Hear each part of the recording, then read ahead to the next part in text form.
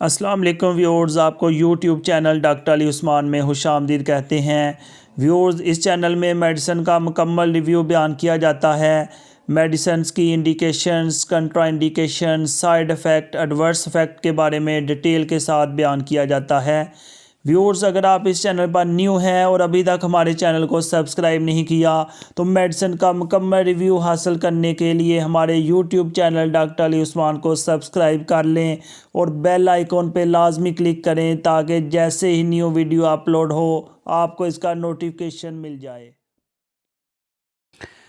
Viewers, आज हम इस वीडियो में प्रेगनेंसी के हवाले से मज़ीद इंफॉर्मेशन शेयर करेंगे। प्रेगनेंसी में कौन से न्यूट्रिएंट्स चाहिए होती हैं ताकि मदर और बेबी की ग्रोथ अच्छी तरह से हो।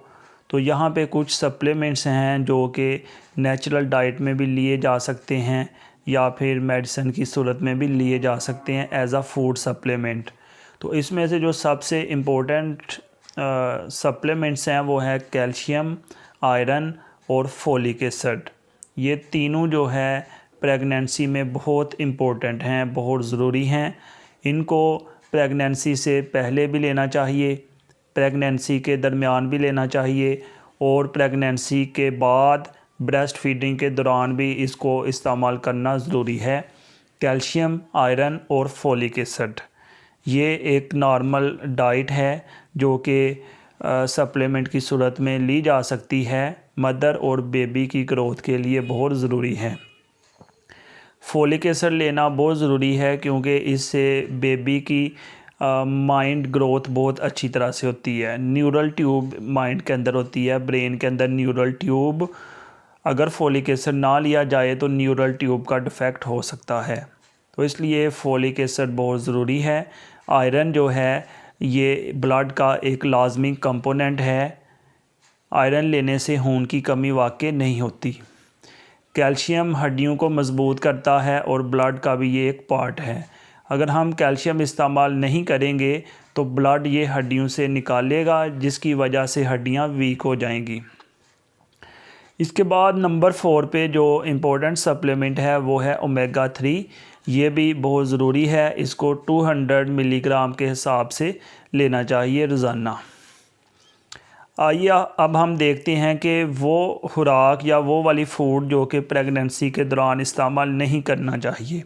ऐसा दूध जो ठीक तरह से पका हुआ ना हो, उसमें जरासीम मौजूद होते हैं।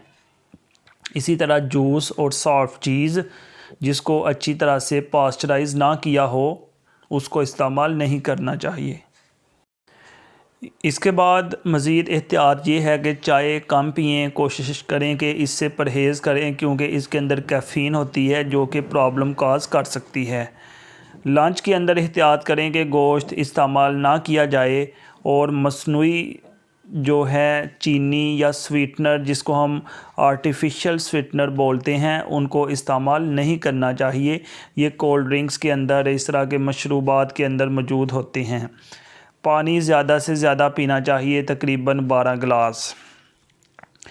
इसके बाद मज़ीद गलतफ़हमी पाई जाती है कि जैसे ही ख़तून माँ बनने वाली होती है तो वो बहुत ज़्यादा खाना शुरू कर देती है, या अगर वो ना खाए तो उसके घर वाले उसको मजबूर करते हैं कि वो ज़्यादा खाए। तो याद रखें, फ़र्स्ट ट्राइमेस्टर जो है, पहले 3 मंथ, उसमें कोई एक्स्ट्रा फूड की ज़रूरत नहीं होती।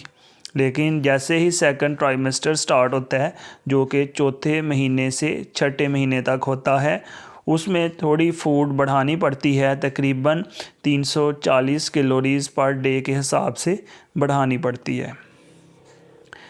अगर हम तीसरे ट्राइमेस्टर की बात करें यानी 7वें महीने से लेकर 9वें महीने तक, तो यहाँ पे मज़ीद ज़्यादा खुराक की ज़रूरत होती है। ये तकरीबन पहले से 450 कैलोरीज़ पर डे के हिसाब से बढ़ानी पड़ती है।